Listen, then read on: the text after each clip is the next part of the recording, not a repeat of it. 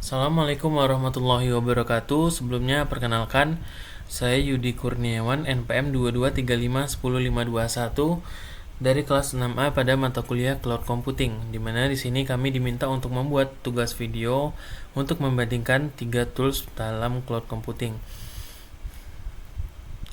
Pertama di sini saya akan menjelaskan definisi dari cloud computing. Komputasi awan atau cloud computing adalah model yang memungkinkan akses jaringan yang mudah dan sesuai permintaan ke kumpulan sumber daya komputasi yang dapat dikonfigurasi.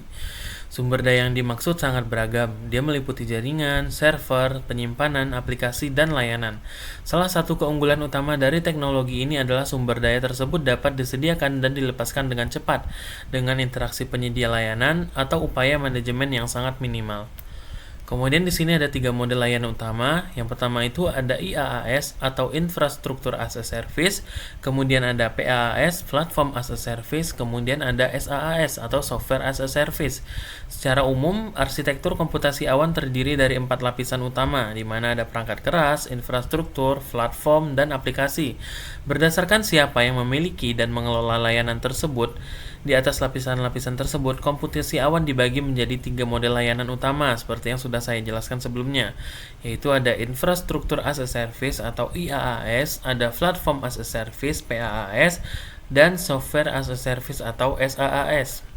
Di sini saya akan menjelaskan IaaS terlebih dahulu. IaaS atau Infrastructure as a Service, dia di sini memiliki dua karakteristik. Yang pertama itu dia kontrol penuh pada infrastruktur komputasi, kemudian juga dia berbasis mesin virtual atau virtual mesin. Nah, contoh yang paling umum itu ada Amazon EC2, ada GoGrid, ada Rackspace. IaaS ini dia menawarkan infrastruktur sumber daya dasar seperti penyimpanan dan basis data. Layanan ini memungkinkan kita untuk mengelola sejumlah besar sumber daya dan komputasi, termasuk kapasitas penyimpanan dan pemrosesan data. Sebagai pengguna, kita dapat menginstal sistem operasi secara mandiri dan menjalankan aplikasi di dalam mesin virtual atau virtual mesin yang disediakan. Beberapa contoh penyedia layanan IaaS di industri saat ini adalah Amazon E2C, Vexical, GoGrid, Joyent, Rackspace, dan juga Arsys.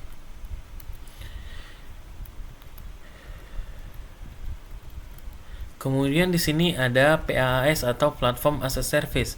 Karakteristik PaaS yang pertama itu dia fokus pada lingkungan pengembangan atau deployment environment. Kemudian dia juga mendukung siklus hidup aplikasi atau pengujian hingga hosting. Contohnya sendiri itu ada Google App Engine, kemudian ada Microsoft Azure, dan juga ada Heroku. Berbeda dengan IaaS yang memberikan server kosong, PaaS ini dia menawarkan lingkungan yang sudah berorientasi pada pengembangan, pengujian, penyebaran, dan juga hosting aplikasi. Model ini menyediakan lingkungan pengembangan sebagai layanan di mana aplikasi dapat dibangun menggunakan serangkaian bahasa pemrograman dan alat bantu yang sudah disediakan. PaaS sangat ideal karena kita bisa langsung fokus menulis dan menguji kode tanpa perlu memungsikan konfigurasi server fisik dasar. Layanan PaaS sendiri itu melingkupi pembangunan, integrasi, pengujian, hingga penyimpanan sumber daya untuk melengkapi siklus hidup sistem tersebut.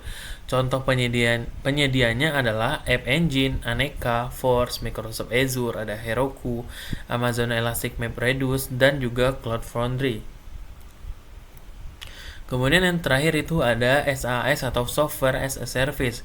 Karakteristik SaaS sendiri itu ada yang pertama, aplikasi siap pakai bagi pengguna akhir. Kemudian dia juga tanpa instalasi lokal, kemudian dia juga akses mudah via browser atau mobile. Nah, contohnya sendiri itu dia ada Google Apps, ada Zoho, dan ada Salesforce. SaaS ini menawarkan serangkaian aplikasi utuh yang telah diinstal dan berjalan sepenuhnya melalui internet. Model ini menyediakan aplikasi yang sudah jadi dan berjalan di atas infrastruktur cloud penyedia layanan, seperti email berbasis web atau aplikasi perkantoran. Keuntungan utamanya adalah SaaS ini menghilangkan kebutuhan pengguna untuk menginstal dan menjalankan aplikasi di komputer lokal mereka sendiri. Kemudian pengguna akhir cukup mengakses melalui jaringan dari berbagai klien seperti melalui browser web atau aplikasi di telepon seluler. Contoh penyedia SaaS yang populer adalah Zoho, Atax ENC, NetSuite, Bloomfire ENC, Smartsheet, Salesforce, dan Google Apps. Kemudian kesimpulan. Sebagai kesimpulan, ketiga layanan ini memiliki target pengguna yang berbeda.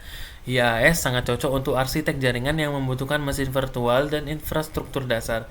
Kemudian PaaS dirancang untuk programmer atau pengembang perangkat lunak agar bisa fokus pada lingkungan pengembangan dan hosting. Sementara SaaS ditujukan untuk pengguna akhir yang membutuhkan aplikasi praktis yang langsung berjalan melalui internet. Pemilihan ini di antara ketiga model ini pada akhirnya harus disesuaikan dengan kebutuhan teknis dan anggaran yang dimiliki. Demikian penjelasan perbandingan dari saya. Terima kasih.